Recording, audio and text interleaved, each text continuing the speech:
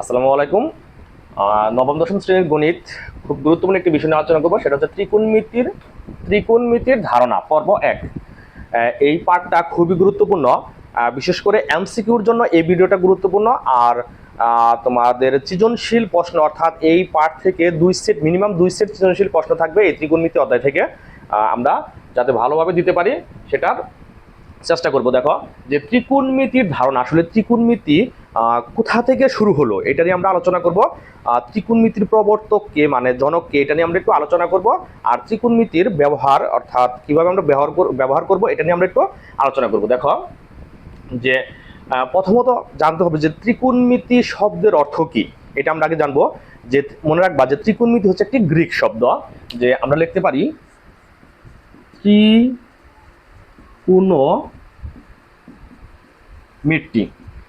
এটা হচ্ছে গ্রিক শব্দ, এর ইংরেজি শব্দ হচ্ছে ইংরেজির বাংলা হচ্ছে ত্রিকোণমিতি। যে ত্রিকোণমিতি শব্দটা মূলত 3টি শব্দের সমন্বয়ে গঠিত। ত্রি শব্দের অর্থ কি, এটা আমাদের এমসিকিউর জন্য গুরুত্বপূর্ণ। ত্রি শব্দের অর্থ 3, আর কোণ, আর হচ্ছে মেট্টন। অর্থাৎ ত্রি মানে হচ্ছে কি 3, আর কোণ শব্দের অর্থ হচ্ছে ধার, আর মেট্টন শব্দের অর্থ হচ্ছে পরিমাপ। তার মানে কি ত্রিকোণমিতি শব্দের অর্থ কি দাঁড়াচ্ছে? 3 ধার পরিমাপ, তার মানে হচ্ছে 3 কোণের পরিমাপ। তো যাই হোক, আমরা কোণের পরিমাপ সম্পর্কে একটু পরে আলোচনা করি।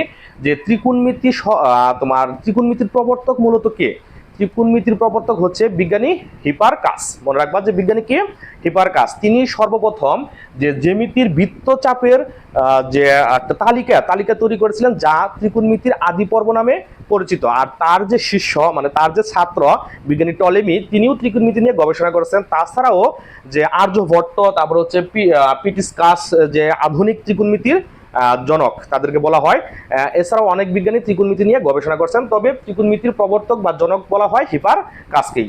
ত্রিকোণমিতির ধারণাটা আসলে কোথা থেকে আসলো? যে প্রাচীন মিশরীয়রা সর্বপ্রথম ত্রিকোণমিতির ব্যবহারটা শুরু করেন। তারা মূলত বিভিন্ন পদ্ধতিতে জ্যামিতিক পদ্ধতি ব্যবহার করতেন। তখনকার যুগে তো আসলে তোমার আমাদের ওই রকম ছিল না, আধুনিক যন্ত্রপাতি বা গণনার জন্য, পরিমাপের জন্য যে আধুনিক যন্ত্রপাতি এখন যেরকম আছে তখন ছিল না। সে প্রাচীন যুগে প্রাচীন মিশরীয়রা তোমার কি করতো, যে গাছে না উঠেও তারা কিন্তু গাছের উচ্চতা মাপতে পারতো। কিভাবে? যে গাছের ছায়ার সাথে লাঠির সাথে তুলনা করে তারা গাছে না উঠেও গাছের উচ্চতা নির্ণয় করতো জ্যামিতিক পদ্ধতিতে। আবার নদীর তীরে দাঁড়িয়ে নদীর প্রস্থ তারা পরিমাপ করতে পারতো জ্যামিতিক পদ্ধতিতে। তাছাড়াও যে বিশেষ করে জমির পরিমাপ বা জমির ক্ষেত্রফল, সীমানা নির্ধারণ ইত্যাদি তারা জ্যামিতিক পদ্ধতিতে নির্ধারণ করতো। আর সেখান থেকেই মূলত ত্রিকোণমিতি জিনিসটা উঠে আসছে।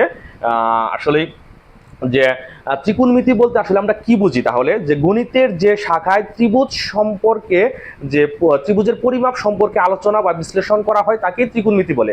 তবে বর্তমানে ত্রিকোণমিতি কিন্তু গণিতের বিভিন্ন শাখায় এখন ব্যাপকভাবে ব্যবহৃত হচ্ছে। শুধু যে ত্রিভুজের ক্ষেত্রে তা না, গণিতের আরো অন্যান্য ক্ষেত্রেও এখন ত্রিকোণমিতি ব্যবহার করা হয়। বিশেষ করে জ্যোতির্বিদগণ পৃথিবী থেকে যে দূরবর্তী যে গ্রহ নক্ষত্রের যে দূরত্ব, সেটাও কিন্তু ত্রিকোণমিতির মাধ্যমে তারা নির্ধারণ করে থাকেন। ঠিক আছে, যে এছাড়াও বিভিন্ন ক্ষেত্রে এখন ত্রিকোণমিতি ব্যবহার করা হয়। তবে ত্রিকোণমিতির ক্ষেত্রে আমাদের একটা ত্রিভুজ চলে আসে, সেটা হচ্ছে সমকোণী ত্রিভুজ। যে সমকোণী ত্রিভুজ আসলে কাকে বলে আমরা এখন জানবো। তবে আমাদের দৈনন্দিন জীবনে কিন্তু আমরা এই সমকোণী ত্রিভুজের চিত্র পরিলক্ষিত করি। অর্থাৎ আমরা বিভিন্ন ক্ষেত্রে অনুমান করতে পারি সমকোণী ত্রিভুজটাকে। তাছাড়াও আমরা কল্পনায় সমকোণী ত্রিভুজ গঠন করতে পারি। যে সমকোণী ত্রিভুজ মূলত আমরা একটা সমকোণী ত্রিভুজ তৈরি করি। দেখো, এটা হচ্ছে একটা সমকোণী ত্রিভুজ। এই সমকোণী ত্রিভুজে, অর্থাৎ ত্রিকোণমিতিতে এই সমকোণী ত্রিভুজের একটা পরিচয় আছে। পরিচয় হচ্ছে 3টা বাহু আছে এবং কি 3টা কোণ আছে। তো এই কোণটা হচ্ছে 90 ডিগ্রি। সমকোণী ত্রিভুজের একটা কোণ 90 ডিগ্রি। অর্থাৎ সমকোণী ত্রিভুজ কাকে বলে? যে ত্রিভুজের একটি কোণ 90 ডিগ্রি তাকে সমকোণী ত্রিভুজ বলে। আর এই দুইটা কোণ হচ্ছে সূক্ষ্ম কোণ। যে আর আমরা জানি যে ত্রিভুজের 3 কোণের সমষ্টি কত ডিগ্রি? 180 ডিগ্রি। যে দেখো, এখন 3টা বাহু আছে, এই সমকোণী ত্রিভুজের 3টা বাহু আছে। ত্রিকোণমিতিতে এই বাহুটাকে বলা হয় অতিভুজ, অর্থাৎ সমকোণী ত্রিভুজের বৃহত্তম যে বাহু, সেই বৃহত্তম বাহুকে বলা হয় অতিভুজ। আর অনুভূমিক বরাবর যে বাহুটা, এই বাহুটা অনুভূমিক বরাবর এই বাহুটাকে বলা হয় ভূমি, আর উলম্ব বরাবর যে বাহুটা এই বাহুটাকে বলা হয় লম্ব। তবে এই ভূমি আর লম্বের আরো দুইটা পরিচয় আছে। সূক্ষ্মকোণের ভিত্তিতে যদি আমরা বিচার করি, মানে এটা হচ্ছে সূক্ষ্মকোণ, এটাও সূক্ষ্মকোণ, যদি আমরা এই কোণের সূক্ষ্মকোণের বিচার করি তাহলে সূক্ষ্মকোণের যে বিপরীত বাহুটা সেটাই হবে কি লম্ব। তার মানে কি এই লম্বকে বিপরীত বাহু বলা চলে। আর সমকোণের বিপরীত বাহুটা তো অতিভুজ, এটা আমরা বৃহত্তম বাহু অতিভুজ, এটা আমরা জানবই। আর সূক্ষ্মকোণ সংলগ্ন যে বাহুটা অর্থাৎ কোণ সৃষ্টি করে সেই বাহুটাকে বলা হয় ভূমি। এই ভূমিকে সন্নিহিত বাহু বলা চলে। তো এইভাবে আমরা ত্রিকোণমিতির ধারণা সম্পর্কে কিছুটা ধারণা নিতে পারি। আর আমরা এর পরবর্তী যে পাঠ অর্থাৎ পরবর্তী ভিডিওতে আমরা ত্রিকোণমিতির যে সূক্ষ্মকোণের ত্রিকোণমিতির যে অনুপাত আছে 6টা অনুপাত, সেই অনুপাত নিয়ে আমরা আলোচনা করব। সবাইকে ধন্যবাদ।